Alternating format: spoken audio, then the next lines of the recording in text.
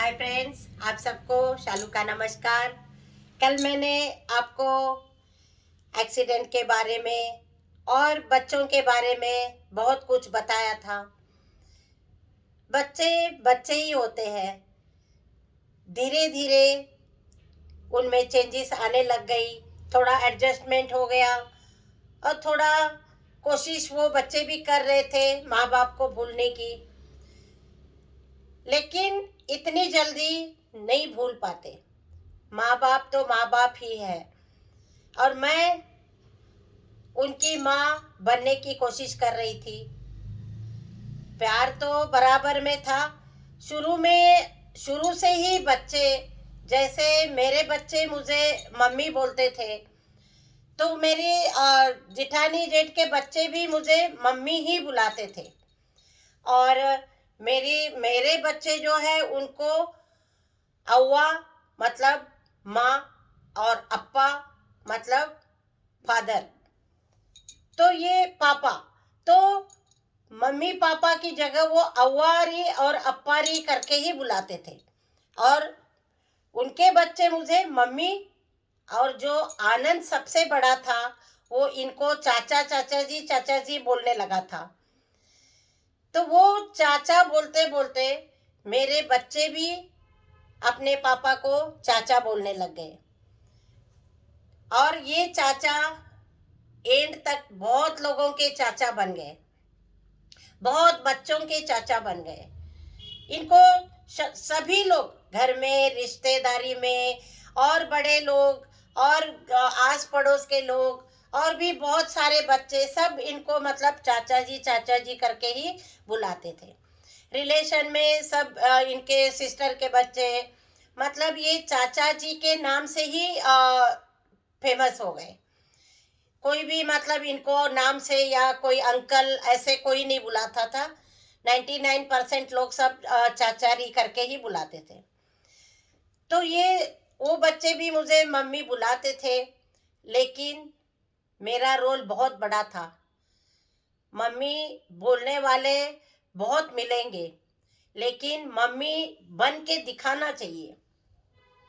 माँ बनना, वैसे ही प्यार करना जैसे मैं अपने बच्चों को करती थी, ऐसे ही उनको भी प्यार करना। शुरू से ही मैंने आपको बताया, मेरे पति ने मुझे बोला था कि तुम कुछ भी लाओगी, अपने बच्चों के लिए कुछ नहीं लाओगी। कोई भी चीज, कपड़ा है, खाने का है, एक बिस्किट पैकेट भी लाओगी तो सब बच्चों को बांट के दोगी।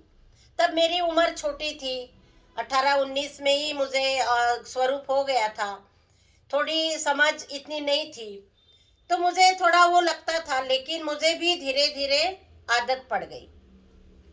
मैं कुछ भी लाती थी फिर सबके लिए लाने लगी। और नौकरी करने के बाद तो मुझे कोई प्रॉब्लम ही नहीं हुई, क्योंकि तनख्वाह आती थी और मैं मतलब सबके लिए करने लायक हो गई थी। पहले हालात ऐसे नहीं थे, तो कुछ भी लाना है तो बड़ी मुश्किल होती थी। तो मुझे बाद में देखिए, किसी भी बात का घर में कुछ डिस्कशन होता है या कोई कुछ बोलता है, तो उसको बुरा नहीं मानना चाहिए या उसको गलत वे में नहीं लेना चाहिए। अगर मैं गलत वे में लेती तो मेरा घर घर नहीं रहता, मेरे घर के बच्चे बर्बाद हो जाते।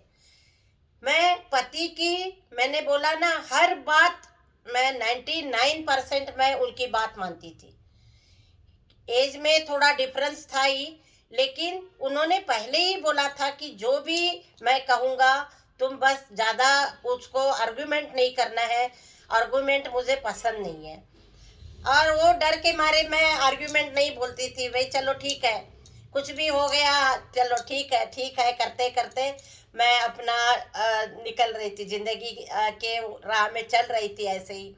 उसके बाद देखिए ना, जो उन्होंने मुझे सिखाया, हो सकता है कि सारे बच्चों की जिम्मेदारी मेरे ऊपर ही आनी थी। और मुझे मम्मी, जो बच्चे मम्मी बोलते थे, उनकी मैं असली मम्मी बन के दिखाने का एक मौका मेरी जिंदगी में आया। तो ये आसान नहीं है, लेकिन मैंने आसान करके दिखाया। कभी भी मुझे याद नहीं है कि मैंने अपने बच्चों को और उनको अलग अलग कुछ लेके आई हूँ या कुछ लेके दिया है, ऐसा कभी नहीं हुआ। और बच्चों को भी बहुत अच्छे से पता है। लेकिन जो एक समाज है, समाज में लोगों की नज़र अलग हो जाती है। समाज में रहना बहुत मुश्किल है। जब हालात बदल जाते हैं, तब समाज के लोगों का वो पता चलता है कि किस हालात में हम लोग हैं और लोगों का नजरिया घर देखने का कैसा है। तो लोग उनको उनको बच्चों को पूछते थे कि क्या तुम्हारी मम्मी तुम्हें अच्छे से खाना खिलाती है, क्या तुम्हारी देखभाल अच्छे से करती है। मतलब बहुत सारे क्वेश्चंस थे, लेकिन मैंने कभी भी इस चीज को कदर नहीं किया, बिल्कुल भी नहीं किया, क्योंकि मेरी आत्मा जानती थी कि मैं क्या कर रही हूँ। तो लोगों से क्यों डरना है, लोगों से डर के क्या करना है। लोग हैं, जहां देखे लोग तो होते ही है बात करने के लिए, लेकिन लोगों का मैंने कभी भी अपने दिमाग में नहीं लिया और अपने दिल से, मन से और बिल्कुल निस्वार्थ भाव से मैंने उनकी सेवा की, उनकी देखभाल की। और देखिए, जो सब्र का फल होता है वो मीठा होता है, और जो आप कर्म करोगे वैसा फल आपको जरूर मिलता है। लेकिन सब्र करना बहुत जरूरी है। उस समय मेरे हालात बहुत खराब थे। मैं नौकरी पे, मेरे को 20-25 किलोमीटर मेरा स्कूल दूर था, वहां से आना जाना और पूरी घर की जिम्मेदारी मेरे ऊपर थी। कुछ भी सामान घर में चाहिए तो मुझे ही मार्केट से लाना पड़ता था। सब्जी है, राशन है, महीने का राशन है, हर चीज टोटली। मतलब ये सब करके फिर बच्चे दोनों घर में थे। लेकिन मैं उस समय मैंने एक अच्छी माँ बन के दिखाया। कुछ लोग आए, कुछ लोग चले गए, कुछ लोग क्लोज रिलेशन भी नहीं आए, लेकिन जिंदगी किसी के बिना नहीं रुकती है। मुझे सिर्फ किसी का सहारा चाहिए था, और वो सहारा हो सकता है ब्लड रिलेशन से ना मिला हो, लेकिन जितने भी दिल्ली के लोग हैं, जितने भी फ्रेंड सर्कल है, वो ब्लड रिलेशन से भी ज्यादा थे मेरे लिए। शालू कुछ चाहिए, कुछ हेल्प चाहिए, अगर कोई इतना भी मुश्किल में कोई पूछता है तो मेरे लिए वो बहुत ज्यादा था। तो जिंदगी चलती रही और बच्चे बड़े होते रहे।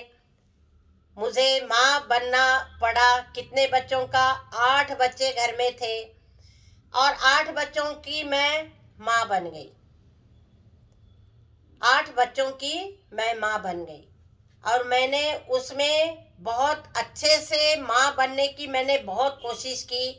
अपने मन को बहुत कंट्रोल किया और अपने आप में साबित करती रही कि मुझे बच्चों से कोई शिकायत नहीं मिलेगी कि बच्चे, मम्मी ने ऐसा किया।